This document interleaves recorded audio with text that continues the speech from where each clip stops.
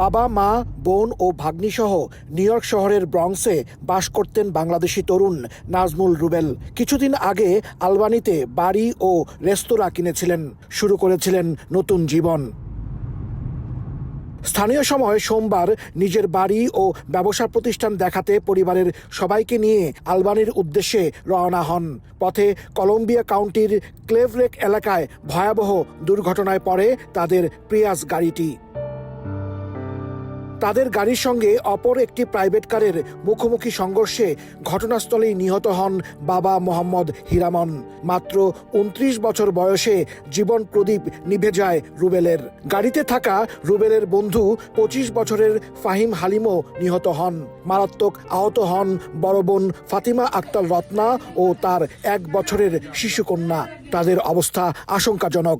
অন্য একটি গাড়িতে থাকায় বেঁচে যান রুবেলের মা ও পরিবারের অন্য সদস্যরা। ওভারটেক করতে গেছিল, সামনের গাড়ি হয়তো তাকে ওই সুযোগটা দেয় নাই। পরবর্তীতে ওই সুযোগ না পাওয়াতে অপোজিট সাইডের গাড়ি এসে তাকে মাইরা দিয়েছে।